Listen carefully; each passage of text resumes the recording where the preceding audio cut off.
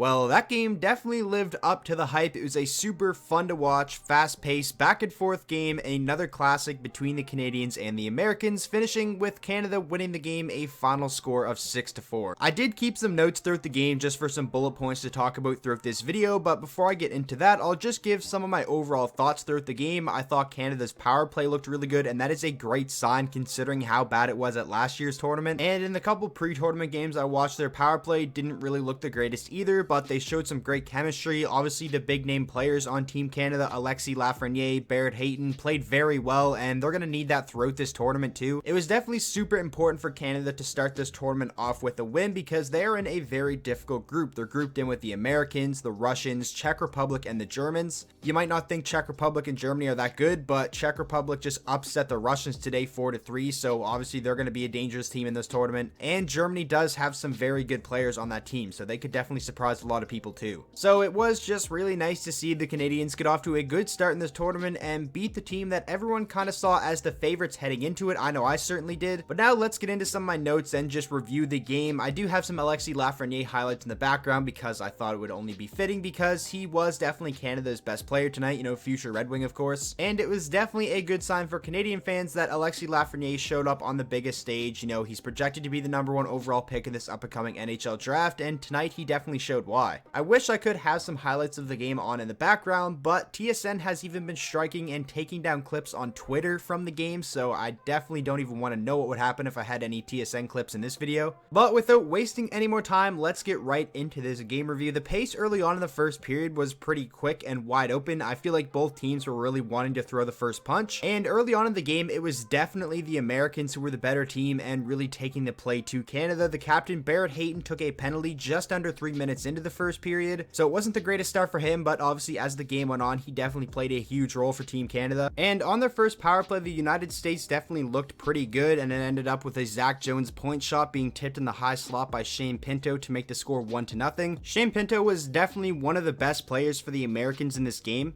and shortly after this power play goal, the Canadians would get their first crack at a power play with about 14 minutes to go in the first period, and it really didn't look the greatest. They didn't really generate any high quality scoring chances, and it was just a really good kill by Team USA. And honestly, after this power play, it kind of got me worried for the remainder of the game because, like I mentioned, in last year's tournament, Team Canada's power play was abysmal, and in the pre-tournament games, it wasn't really the greatest either. And shortly after this, Team USA would get yet another power play off a Jared McIsaac hook, and they would score yet another power play goal. And this was definitely a beautiful play. Zegras received a pass, pulled the puck between his legs, and then fed it cross crease to Arthur Kaliev, who finished it, and it was 2-0 USA after the first period, and it really didn't look good for the Canadians at all. And to start the second period, Spencer Knight made a nice save on a deflection by Joe Veleno at an attempt to cut the lead in half. I thought Spencer Knight had a pretty solid game despite Canada scoring 6 times. One of those was on the empty net, and I really didn't think he was to be at fault for any of the 5 goals that Canada scored on him. And shortly after this save by Spencer Knight, Canada would finally break the ice as Washington Capitals first round pick Connor McMichael would finish off a beautiful passing play, a beautiful breakout 5-hole on Spencer Knight to cut the lead in half. And then not too long after Connor McMichael's goal, Canada would get another crack at the power play, and this time they made no mistake. Alexis Lafreniere had the puck at the point, made a nice pass over to Barrett Hayton, one-timer, beautiful shot, beats Spencer Knight and ties the game at 2. Like I mentioned earlier, Alexis Lafreniere and Barrett Hayton are obviously 2 very important players for Team Canada in this tournament, and they both showed up here against Team USA and both showed up on the score sheet a good amount of times as well. Now, after Canada tied the game at 2, I thought they really started to play a lot better. Their big guns really started to get buzzing. Barrett Hayton had a really nice grade A chance in the slot, a nice save by Spencer Knight to keep the game tied at 2. And then the Americans would take yet another penalty with about 8 minutes left in the second period, and Canada would score another power play goal. This was a beautiful shot by Nolan Foote, and it gave Canada the 3-2 lead. And then with little under 4 minutes to go in the second, the Americans would take yet another power play. They did kill this one off and give themselves a little bit of momentum. And then with 17 seconds left in the second, Canada would take another penalty, and this was kind of the story of the game. There was a lot of penalties called for both sides, and both teams' power plays looked relatively solid. And on the power play they got with 17 seconds left in the second, they scored a goal, but there was clearly no time left on the clock. They were celebrating like it was going to be a goal, but after a quick review, it was determined that there was no time left on the clock, so this power play was going to carry over into the third, and after 2 periods, it was a 3-2 Canada lead. Now, heading into the third period, I was pretty confident, obviously, as a fan of Team Canada and cheering for them to win in this game because it was looking like they were really just starting to hit their stride. I feel like they kind of controlled the pace of the game at 5-on-5 throughout the entire second period, and I definitely feel like Canada's momentum from the second carried carried over into the third because they did play a really strong third period for the most part. To start the third period, Canada would kill off the carryover penalty, and the first 5 minutes of the third were pretty slow. I feel like both teams were really scared to make a mistake out there, but then we had a massive save by Canadian goaltender Nic Robertson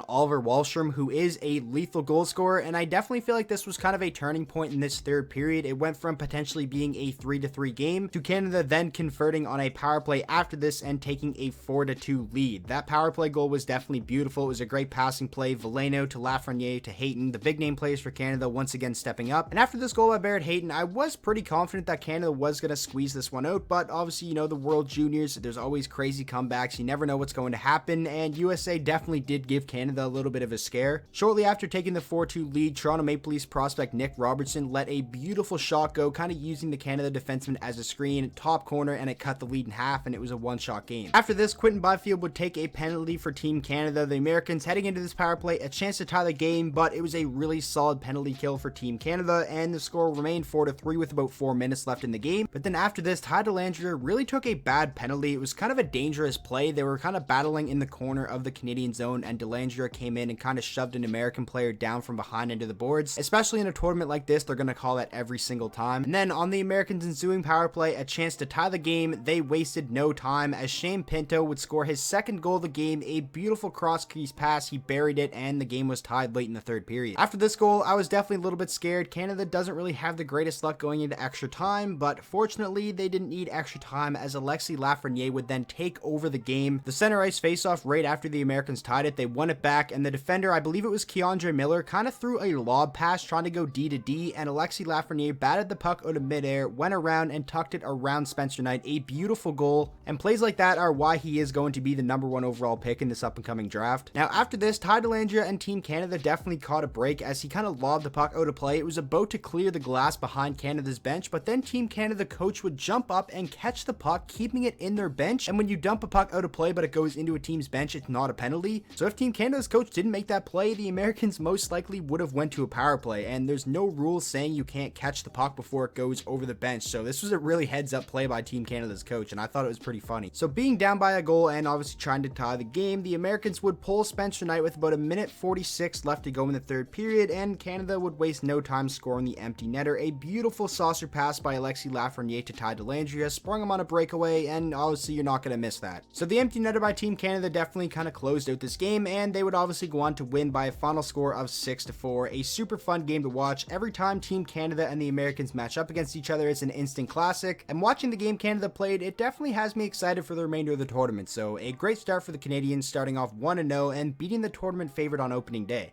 One last thing I forgot to mention, after every World Junior game, they give out player of the game, and I think each player gets like a nice watch or something like that. The player of the game for USA was Shane Pinto. He had 2 goals, and like I mentioned, I thought he was one of the better American forwards in this game. And then the player of the game for Team Canada was obviously Alexis Lafreniere, who really led the charge in the third period en route to Canada winning the game. He had the game-winning goal, which was obviously a beauty, and he had 3 assists throughout the game to go along with that. He was dominant, and like I said, he showed why he is projected to be the #1 overall pick in this up-and-coming NHL entry draft. And obviously, me as a Red Wings fan watching this game, it has me super excited because they're far and away the worst team in the NHL, and we just need a little bit of luck at the draft lottery, and hopefully we can end up with this guy. A franchise player like Alexis Lafreniere could definitely turn the fate of a couple franchises around. So that is going to wrap up this review of the Canada versus USA game today. If this is something you guys want me to do throughout the tournament and you enjoyed this video, make sure to drop a like on it and let me know down in the comment section below. And obviously, if this isn't something that you guys want to see, make sure to let me know down in the comments as well. I'm not going to take it to heart. This isn't something I usually do on the channel anyways. It definitely is a little bit of change of pace, and all my viewers aren't Canadian either, so all you guys may not even be interested in these games. So this may be a one-off. I'm not quite sure. Canada does play Russia on Saturday. I'm gonna miss watching that game live because I do have a ball hockey tournament on Saturday, but I obviously could rewatch the game after and post a review for it. But yeah, just make sure to be honest down in the comment section below on what you want to see in terms of these game reviews as the World Junior Championship moves along, and if you have any other video suggestions at all, make sure to let me know down in the comment section. And with all that being said, I hope you guys all enjoyed today's video. If you did, please make sure to drop a like on it and subscribe to the channel for daily hockey content, and I will see you guys all in tomorrow's video.